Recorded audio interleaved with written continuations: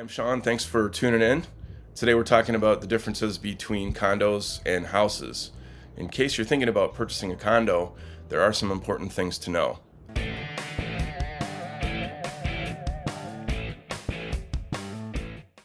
So recently I've been working with a couple of clients who were thinking about purchasing condos so that they could rent them out for VRBO type situations, short-term rentals, or even just straight leasing for a year. Condos are very different from houses in certain ways, and one is you're governed by more rules.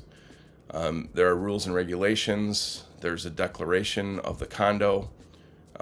These things spell out how you can and can't use the condo.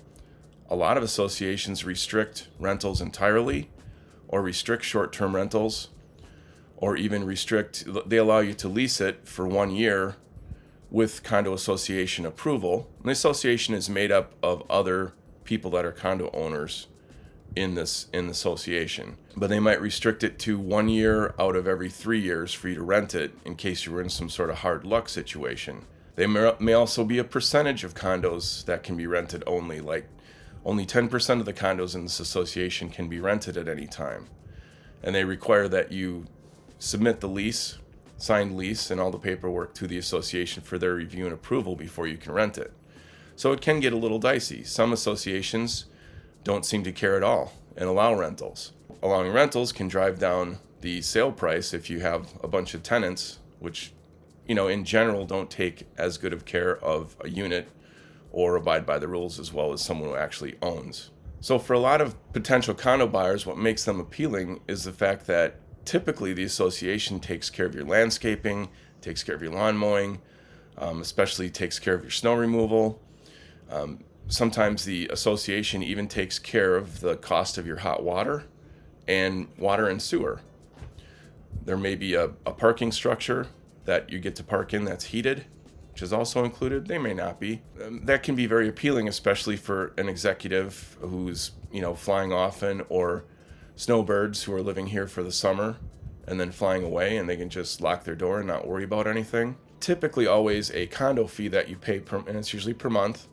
So it might be $250, it might be $350 or more.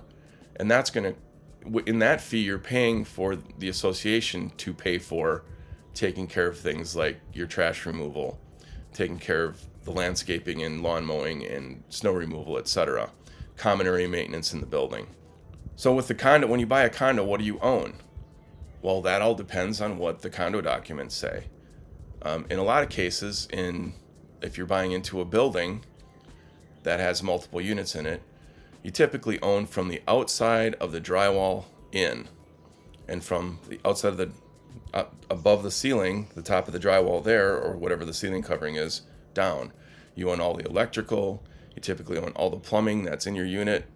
Some of that plumbing might be owned that actually goes into the space that's owned, that's owned by the association and all your other co-owners. You might own the windows. The condo association might own the windows, so you might be responsible if a window goes bad. Another way to look at this is you might be on the hook if one of your neighbor's windows goes bad for a percentage of their repair. So with owning a condo, it's important to learn what you own if you're buying in there, and what your responsibilities are to the association and what their responsibilities are to you. In the state of Wisconsin, we have a form that's just for condo purchases. That's a state-approved form.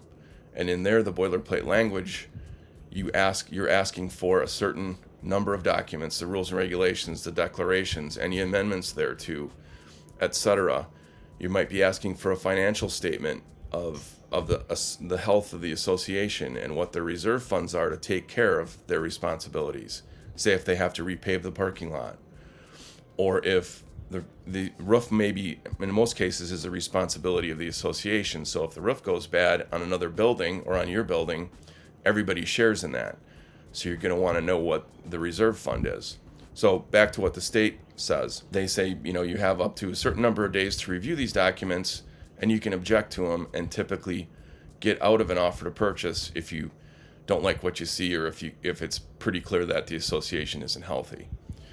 Another thing you probably want, and a good realtor would ask for, if the market allows for it, is a review of all the meeting notes for the past owners meeting, perhaps the past 2 owners meetings, which are typically an annual meeting, and then also the board of director meetings, because they meet monthly and discuss business as it comes. So you should be able to see any upcoming problems that are at least known at this time to the association, and so you know what you're getting into. So these are just a few things about buying a condo, and they're all different kinds of condos. There might be, a 110 unit building. There might just be a side-by-side duplex that has been converted to a 2-person or a 2-unit condo. There might be a standalone condo where you actually kind of own the whole thing, very similar to owning a single-family home with some differences. All situations are a little bit different. All condo associations are typically at least a little bit different, if not greatly different. And a lot of them have a history that you might want to be aware of. If you have questions, you're thinking about purchasing a condo, please reach out to me. I'm happy to help. My number is 608-212-5743. Hope to hear from you. Thanks for watching our video. We'll see you next time.